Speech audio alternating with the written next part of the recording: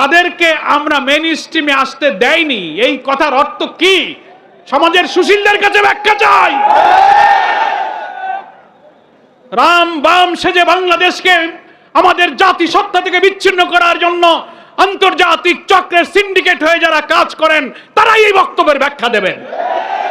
আমাদের ব্যাখ্যা যদি ভুল হয় আপনারাই সঠিক ব্যাখ্যা দিন যে বিরোধী দলে পার্লামেন্টে কারা আছে জামাত ইসলামী ছাড়া। আর এই বক্তব্যের একটা জুডিশিয়াল ইনকোয়ারি দাবি করেছি, তো আমরা তো দাবি করতেই পারি। এত বড় একটা ইঞ্জিনিয়ারিং হলো আর আপনি বললেন যে আমরাই মেইন স্ট্রিমে আসতে দেয়নি। আপনার কথাই তো সাক্ষী দেয় যে আপনি আমাদেরকে নির্বাচনে মেজরিটি হতে বাধা দিয়েছেন। তবে আমরা বিশ্বাস করি আপনার একার পক্ষে হয়তো সম্ভব নাও হতে পারে। এত ইঞ্জিনিয়ারিং এর সঙ্গে এত বড় একটা মাস্টার প্ল্যান যারা করেছেন, আপনার সঙ্গে আর কে কে ছিলেন দয়া করে তার নামগুলো প্রকাশ করুন। নির্বাচনের আগে বিএনপির অনেক সিনিয়র নেতারা আপনার বিরুদ্ধে অনেক বক্তব্য রেখেছে।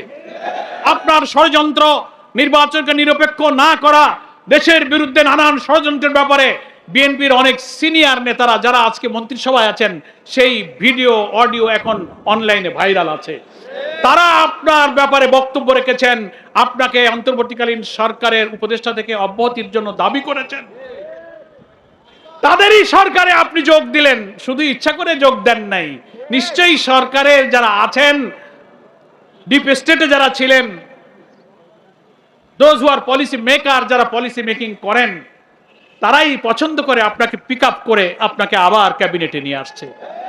তার অর্থ হলো যে এখানে আসবার আগে যখন আপনি অন্তর্বর্তীকালীন সরকারের উপদেষ্টা হিসেবে দায়িত্ব পালন করছিলেন, আজকে যারা সরকার গঠন করেছেন ওই দলের যথেষ্ট উপকার আপনি ওই সময়ও করেছেন। আপনার খেদমত, আপনার উপকার, নির্বাচনে বিজয়ী করা, সরকারে আনার ব্যাপারে আপনার সার্ভিসে তারা এত সন্তুষ্ট হয়েছে যে আপনার পরে সমস্ত রাগ দুঃখ ভুলে আপনাকে এখন পররাষ্ট্রমন্ত্রী করেছে। এটা একটা উপহার আপনি পেয়েছেন। তো এটা তো জাতি বুঝতে পারে যে ইঞ্জিনিয়ারিং এর সাথে আপনি একজন গুরুত্বপূর্ণ দায়িত্ব পালন করেছেন। আরো আছে, আস্তে আস্তে বলে ঠাকুর ঘরে কে রে, আমি কলা খাইনি। তো অনেক সময় ঠাকুর ঘরের লোকেরা এরকম হঠাৎ কেউ কেউ বলে উঠবে, না আমি কলা খাইনি। কারা ইঞ্জিনিয়ারিং করেছিল? আমিরে জামাত জবাব দিয়েছিলেন বিদেশি সাংবাদিককে। সরাসরি প্রমাণ ছাড়া তো তার জবাব দেওয়া কঠিন। তবে অতীতে দেখা যায় যারা এই অপরাধ করে, যারা কারচুপি ইঞ্জিনিয়ারিং এ জড়িত থাকে, কোনো না কোনো ভাবে ওই যে আমি কলা খাইনি একটা গল্প আছে না, তাদের মুখ থেকেই একসময় বেরিয়ে যাবে। এই যে আমিরে জামাত কিছুদিন আগে বলেছেন, শুনেছেন আপনারা? তো আলহামদুলিল্লাহ একজন রাজসাক্ষীর বক্তব্যে সোশ্যাল মিডিয়াতে এসে গেছে। ত্রয়োদশ জাতীয় সংসদ নির্বাচন দৃশ্যত সারাদিন ভোটাররা উৎসব মুখর পরিবেশেই তারা ভোট কেন্দ্রে গিয়েছেন এবং ভোট দেওয়ার চেষ্টা করেছেন। সেটার জন্য আমরা ধন্যবাদ জানিয়েছি নির্বাচন কমিশন এবং তৎকালীন অন্তর্বর্তীকালীন সরকারকে। কিন্তু দুঃখ, বেদনা এবং রহস্যের জন্ম দিয়েছে ভোট গ্রহণ পর্ব শেষ হবার পর যখন ভোট গণনা, রেজাল্ট শিট তৈরি করা, ফলাফল ঘোষণা, প্রতিটি পর্বে পর্বে ইলেকশনের ইঞ্জিনিয়ারিং করা হয়েছে। অতীতের নির্বাচনের চেয়ে এবারের নির্বাচনের ইঞ্জিনিয়ারিং এবং কারচুপির ধরনটাই ছিল একদম আলাদা। ওনারা ভেবেছিলেন জনগণ, ভোটাররা হয়তো বুঝতে পারবে না, ভোটাররা তো ভোট কেন্দ্রে গেল, ভোট তো দিল, কিন্তু কামটা কখন সারা যায় দক্ষ ইঞ্জিনিয়াররা সেই ইঞ্জিনিয়ারিংটা ঠিক মতোই করেছে। তা না হলে এর কি জবাব আছে যে রাত 9:30 10টা পর্যন্ত সারা দেশ থেকে ফলাফল আসতে থাকলো। 11 দলীয় ঐক্যে জামাত ইসলামী সহ সারা দেশ থেকে একের পর এক 9:30 10টা পর্যন্ত বিভিন্ন আসনে বিপুল বিজয়ের খবর যখন আসতে থাকলো, মানুষ জন আকাঙ্ক্ষা হিসেবে অপেক্ষা করছিল সংখ্যাগরিষ্ঠ আসনে 11 দলীয় ঐক্য জামাত ইসলামী বিজয়ী হয়ে সরকার গঠনের মতো সংখ্যাগরিষ্ঠতা ইনশাআল্লাহ লাভ করবে।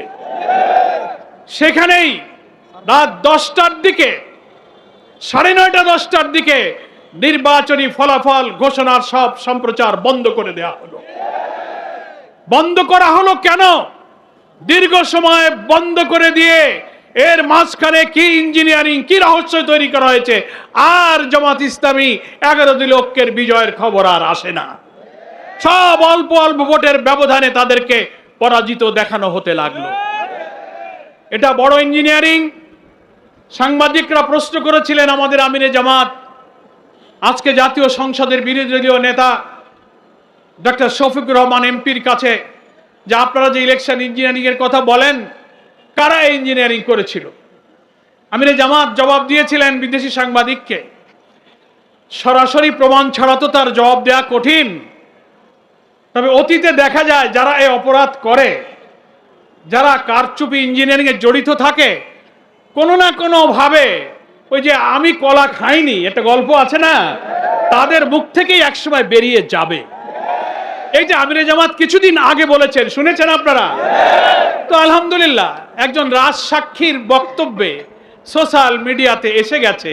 জামাত ইসলামীকে শুধু দায়ী করলে হবে না, সব জনগণ আপনার বক্তব্যে, রিজওয়ানা হাসান, সম্মানের সাথে আপনাকে বলতে চাই, আপনি সাবেক অন্তর্বর্তীকালীন সরকারের উপদেষ্টা ছিলেন, আপনি আপনার বক্তব্যের অডিওটা, ভিডিওটা আপনি বারবার দেখুন। আপনি কি বলেছেন, আপনি তার প্রতিবাদ এবং চারিদিকে যখন বিক্ষুব্ধ সমালোচনা, অভিযোগ, তদন্তের দাবি উঠল, আপনি সেটাকে ব্যাখ্যা দেওয়ার চেষ্টা করেছেন সোশ্যাল মিডিয়াতে, যে না, আমি এটা কোনো রাজনৈতিক দলকে মিন করিনি, আমি উগ্রবাদদেরকে মিন করেছি। আপনার কথাই আপনি আবার ধরা পড়ে যাচ্ছেন। আপনি আবার সাংবাদিকের প্রশ্নের জবাবে, প্রশ্ন করা হচ্ছে নারী অধিকার, নারীর ক্ষমতা, নারীর মর্যাদার প্রশ্নে যখন আপনি উত্তর দিচ্ছেন, সাংবাদিক বলছে তাদের একটা অংশ তো বিরোধী দলে আছে।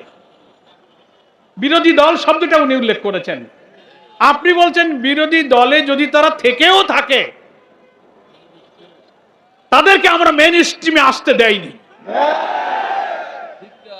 What do you mean by this type of comment?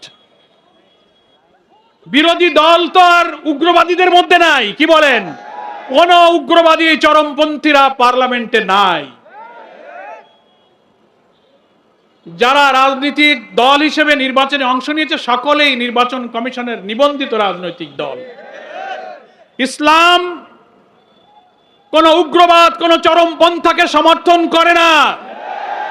আপনি সাক্ষাৎকারে মিন করতে চেয়েছেন ইসলামী রাজনীতি যারা করে, নারীর ক্ষমতায়ন, মর্যাদার ব্যাপারে আপনি তাদেরকে দোষী করতে চেয়েছেন যে তারা সে অধিকার চায় না। না, বরং আপনারা নারীবাদী হওয়ার দাবি করে যা বলেন, তার চেয়ে হাজারো লক্ষ গুণ নারীর মর্যাদা ইসলাম দিয়েছে। জামাত ইসলামী সহ ইসলামী দল, ব্যক্তিত্ব, স্কলার, মহান আল্লাহ তাআলা কোরআন মজিদে আমাদের নারীদের যে অধিকার এবং সম্মানের কথা বলেছেন, প্রিয় নবী মুহাম্মদ মুস্তাফা সাল্লাল্লাহু আলাইহি ওয়াসাল্লাম হাদিস শরীফের মধ্যে বিদায় হজের ঐতিহাসিক ভাষণে নারীদের যে মর্যাদার কথা বলেছেন, আপনাদের কোন সিডো, কোন আন্তর্জাতিক সংস্থা আমাদের মায়েদের এই মর্যাদা, আপনাদের কোন দর্শন, কোন তত্ত্ব, কোন সংস্থা তা নিশ্চিত করতে পারেনি।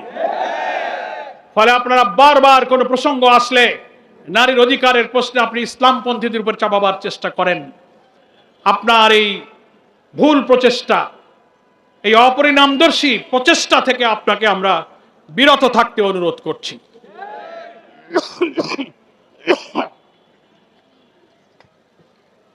যতই আপনি ব্যাখ্যা দিয়ে বোঝানোর চেষ্টা করেন, আমি কোনো দলকে মিন করিনি। তো জাতীয় সংসদে বিরোধী দল তো একটা দল, আপনি নাম হয়তো জামাত ইসলামী বলেননি, কিন্তু অপোজিশন কারা? তারা জামাত ইসলামী। আমি আবারও আপনাকে ভিডিওটা দেখতে বলবো, অডিওটা। আপনি বলছেন তারা যদি বিরোধী দলে থাকেও তাদেরকে আমরা মেইন স্ট্রিমে আসতে দেইনি। অর্থাৎ আপনি মেইন স্ট্রিম বলতে পার্লামেন্টের নির্বাচনে মেজরিটি সিটে জিতে আসতে দেন নাই। That is called election engineering. ফলে এইখান থেকে, এই কথা থেকে জনগণের বিশ্বাস করার সুযোগ আছে যে আপনি হচ্ছেন সেই ইঞ্জিনিয়ারিং এর একজন আত্মস্বীকৃত রাজসাক্ষী। এখন আপনাকেই এটা প্রমাণ করতে হবে যে বিরোধী দল বলতে আপনি কাকে মিন করেছেন। পার্লামেন্টে কি জামাত ইসলামী ছাড়া আর কোনো বিরোধী দল আছে? আপনি বারবার বলছেন আমি কোনো দলকে মিন করিনি। আপনি কেন অহেতুক? কোনো কিছুই তো ঘটেনি। সিম্পল আমরা আপনার এই বক্তব্যের একটা জুডিশিয়াল ইনকোয়ারি দাবি করেছি। তো আমরা তো দাবি করতেই পারি।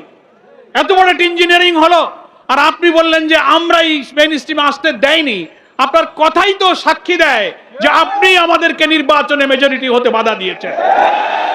তবে আমরা বিশ্বাস করি আপনার একার পক্ষে হয়তো সম্ভব নাও হতে পারে। এত ইঞ্জিনিয়ারিং এর সঙ্গে এত বড় একটা মাস্টার প্ল্যান যারা করেছেন, আপনার সঙ্গে আর কে কে ছিলেন দয়া করে তার নামগুলো প্রকাশ করুন। লন্ডন কনস্পিরেসির হোতা হিসেবে যাকে দেশের মানুষ মনে করে ডক্টর খলিলুর রহমান, যিনি ইন্টারিম গভর্নমেন্টের সিকিউরিটি অ্যাডভাইজার ছিলেন।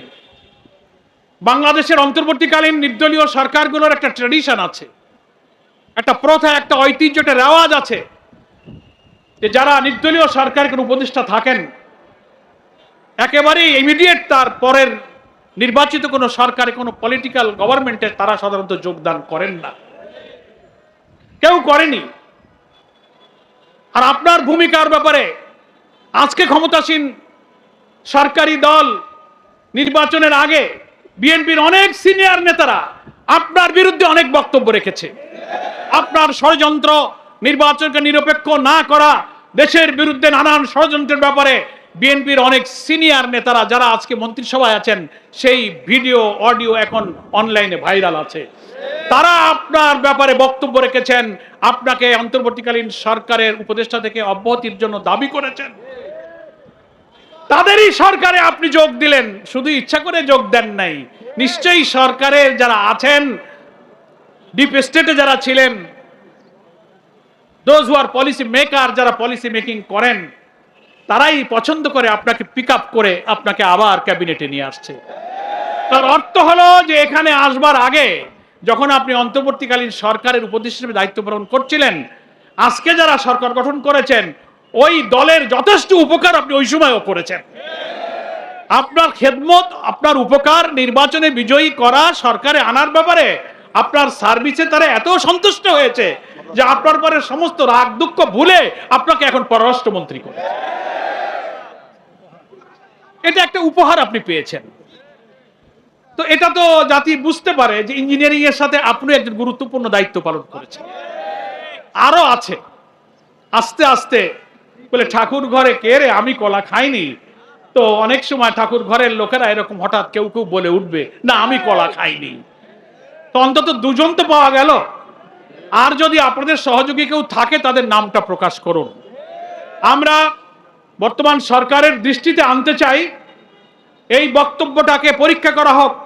রাজনৈতিক বিশ্লেষক, যারা চিন্তাশীল, যারা সিভিল সোসাইটি আছেন, এখন নীরব কেন? আপনি এই কথার ব্যাখ্যা দেন। বিরোধী দলে থাকলেও তাদেরকে আমরা মেইন স্ট্রিমে আসতে দেয়নি, এই কথার অর্থ কি? সমাজের সুশীলদের কাছে ব্যাখ্যা চাই। রাম বাম সেজে বাংলাদেশকে আমাদের জাতিসত্তা থেকে বিচ্ছিন্ন করার জন্য আন্তর্জাতিক চক্রের সিন্ডিকেট হয়ে যারা কাজ করেন, তারাই এই বক্তব্যের ব্যাখ্যা দেবেন। আমাদের ব্যাখ্যা যদি ভুল হয় আপনারাই সঠিক ব্যাখ্যা দিন যে বিরোধী দলে পার্লামেন্টে কারা আছে জামাত ইসলামী ছাড়া।